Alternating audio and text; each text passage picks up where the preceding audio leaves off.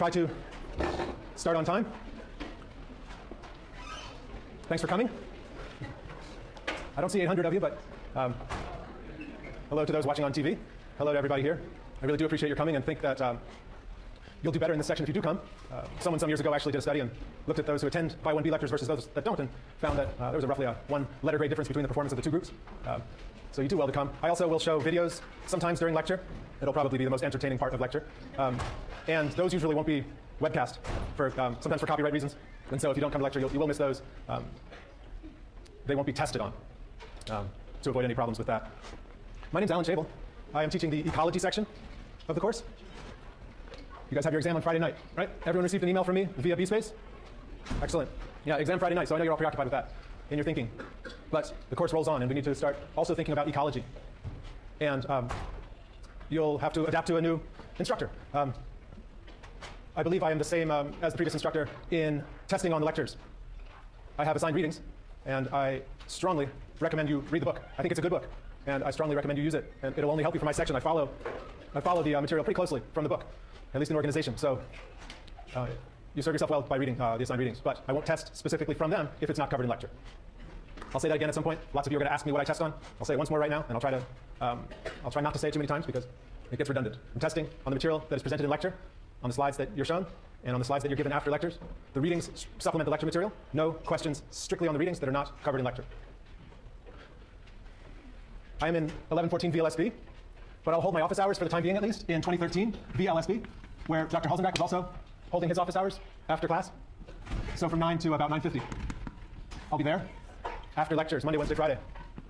Unless it's nice out, then we'll go sit out on the north side in a dry patch and have our office hours outside. But I'm also trying to get a room where I can use a projector in case we want to review material from the slides during office hours. For the time being, you can find, especially on a foggy day, cold day like this, I'll be over in 2013 VLSB after lectures for about an hour. Feel free to call me if you need to. You can catch me in the office. Happy to talk on the phone. And of course, you can email. I try to respond to every email that has a question. I try to. If I don't, often it's because it just got missed. You can try me again, follow up if you want, but I'll try to get to it within a short space of time. The lecture slides will be posted after lectures about the time that the video goes up, which I understand has been within a few hours. So that's what I'm shooting for, too, to have your lecture slides up within a few hours after lectures. Any questions on logistics before we move along? All right.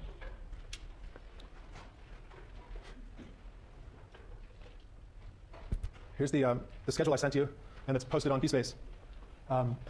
13 lectures are scheduled over the next month. It's tidy. 26th of September to the 26th of October. We have 1 month of ecology. Best month ever. There'll be a lot of information. You're going to receive lots of slides, lots of info, but much of it is practical. Much of it will influence how you see the world when you walk around outside, because that's in the nature of ecology and biology. We interact with organisms constantly, without cessation, and ecology instructs us about the interactions among organisms, including ourselves. So I think you'll find it of interest. We're going to start by thinking about ecology in an evolutionary context, and we'll be looking at the evolution of ecological systems, specifically the origin of ecological systems in deep time. Then we'll move out to the whole planetary scale and look at the biosphere and the major communities or biomes that comprise the biosphere on a grand scale. We'll start.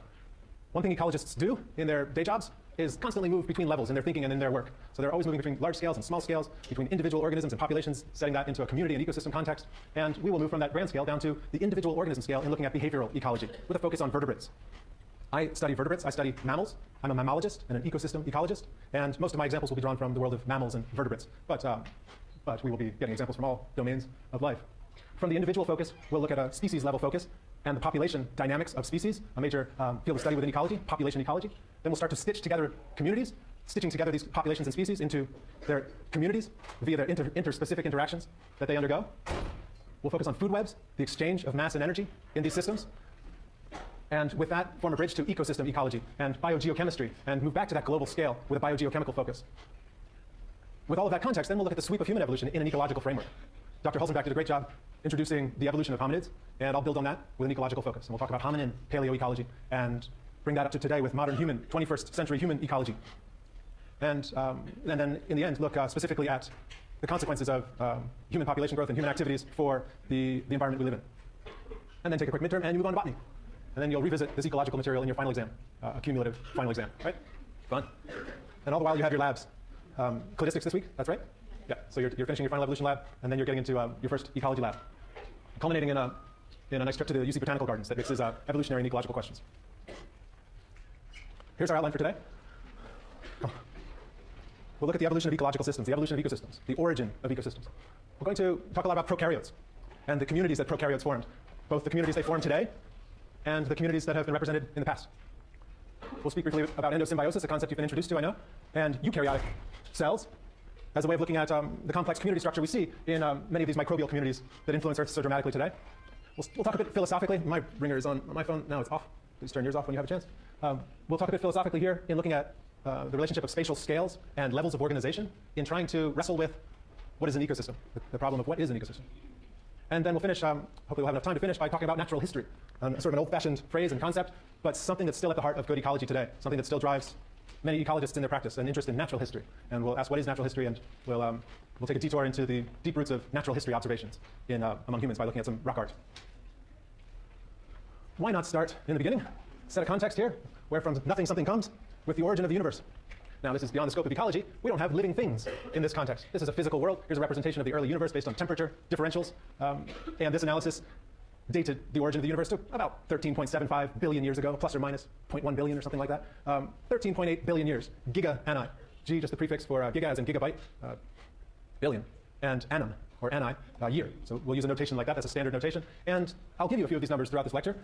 They're the basic temporal scaffold that you need to understand other evolutionary dynamics. You need a basic framework in which to understand temporal change in deep time, in deep evolutionary history. But this predates, of course, biological evolutionary history. This is your broadest context. And from that origin of the universe, you have galaxies forming. This image just this was offered within the last week, I think it was yesterday, based on photos taken by the Hubble telescope, showing the images of the earliest galaxies that could be rendered over 8 years of taking photos. They built an image of these some 5,000 galaxies just in this little piece of the universe. You can see what a small piece of the universe is shown in this image relative to the moon here. Just a little corner of the universe, but these are some of the earliest galaxies that can be observed. The earliest formed galaxies of 13.2 billion years, so some 600 million years after the formation of the universe.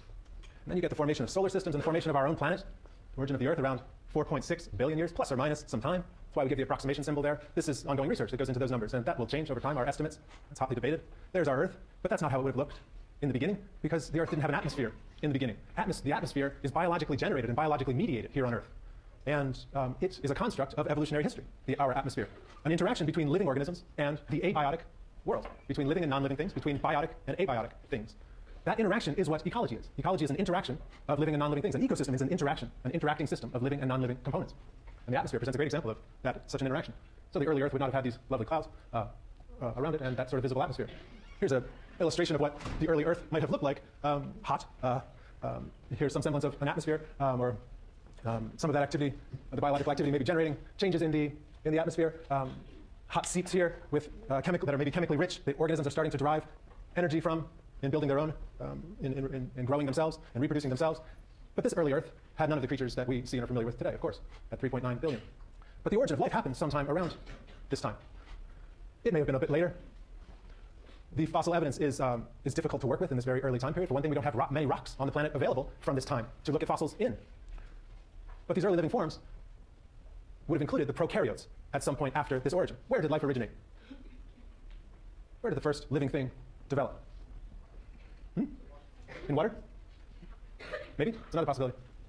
Sorry? In a volcano? Maybe at a deep sea vent? Where else might it have developed? Have you never thought about this? Have you never heard anything on this score? Surely you have. Where else might it have originated? Yes? Maybe it came in on an asteroid. The laughs would have been much louder 10 years ago.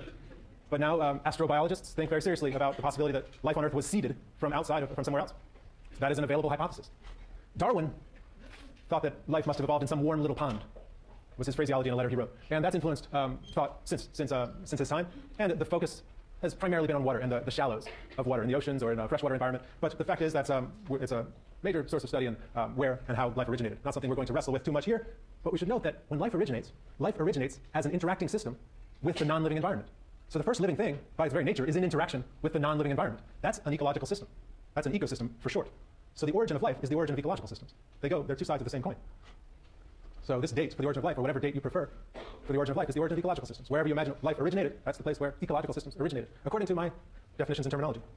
The textbook doesn't comment on that at all. That's just what I'm saying. What we have evolved is a tree of life from those first living components that are broken down, according to most contemporary taxonomies, into three major domains: the bacteria, the archaea, and the eukarya, which you've been introduced to already. And I'll use these names, and I'll assume the reality of these domains for the purposes of my lectures. Just looking at the archaea quickly.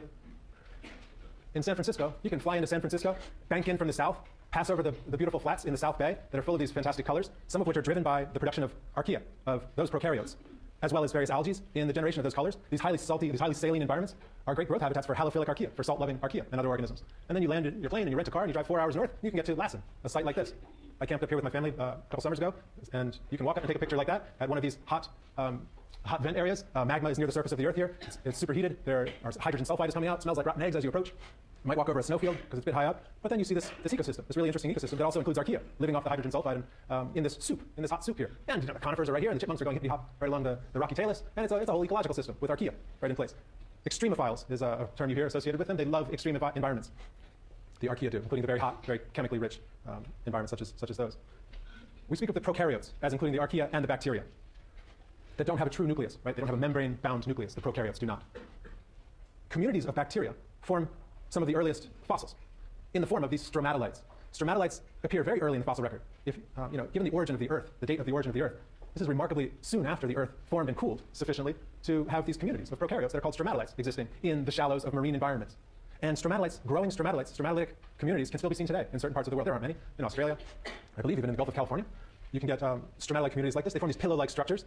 They're actually, microscopically, communities of bacteria that are laying down these accretionary layers as they grow. So they form these beautifully stratified layers within these stromatolites, and they are complex ecological systems comprised primarily of prokaryotes, specifically bacteria. Some of the earliest complex ecosystems, and they still are around today. They're biofilms. They're better and better understood the better our technology is to access them. And we've learned a lot about them just in the last several years, the way they form by the attachment of individual units initially as they colonize and form complex structures in a context of a flowing fluid with these interstices that the fluid can pass through as they form their accretionary layers and grow, deriving their nutriment from the passage of these fluids. And they eventually form those nicely stratified layers in a biofilm. Hey, guess what? Dental plaque, the plaque on your teeth right now, is a type of biofilm. It's primarily a prokaryotic community growing in your mouth. And that's fine if it doesn't become pathogenic. Certainly, this can become overdeveloped, and you can develop dental disease from such a biofilm. But generally, it's organisms with teeth generally just live with a mouthful of bacteria, and they do just fine with them. It's only when they get out of hand, when certain lineages start to go rogue and take over the community, that you get your disease in the mouth. Many of you are pre-dental, and I urge you to take a look at a paper like this, because dentists are starting to study the mouth as a complex ecosystem. And it behooves them to do so, because that's exactly what it is, formed of a bunch of different organisms living in the mouth. And I'll talk a little bit more about that, about microbes in the human body in a minute. But let's continue the story as it goes. A major group of bacteria, formerly known as the blue-green algae, the cyanobacteria, still form blooms today in a place like this in Guatemala. A beautiful satellite shot of a bloom of cyanobacteria. This one related, as many of these blooms are, to runoff from the terrestrial surface, often agricultural runoff that's high in nutrients that causes the bacteria to bloom in such a nature. These cyanobacteria, in the early evolution of the Earth, when they evolved, were producing so much oxygen that they changed the atmosphere. The atmosphere was not oxygen-rich prior to the evolution of cyanobacteria. And their photosynthetic activity that released oxygen caused the atmosphere to gradually fill with oxygen, caused the oceans to fill with oxygen. And when the oxygen in the oceans encountered iron, which was rich in the oceans, that iron rusted out of the oceans. The oceans effectively rusted and deposited these bands of iron oxide in the sedimentary layers of the marine environment. And these are visible in ancient rocks from this time period, 2.7 billion for rocks like this, signaling changes in the atmosphere driven by cyanobacterial photosynthesis. And as all the iron rusted out of the oceans and the oceans became saturated with oxygen, it bubbled out further into the atmosphere. The oxygen did, bubbled out and filled the atmosphere more and more with oxygen. And organisms that previously could not live in the presence of oxygen. Many of the organisms prior to that time were anaerobic. Organisms now capitalized on the existence of the oxygen in developing new biological machinery to use it. And this stimulated much change in the evolution of life, the oxygenated atmosphere. And many of the organisms that couldn't live in the presence of oxygen then only could be found in anaerobic conditions, deoxygenated conditions. So I'll talk about the origin of eukaryotes briefly there in a second, but let's quickly address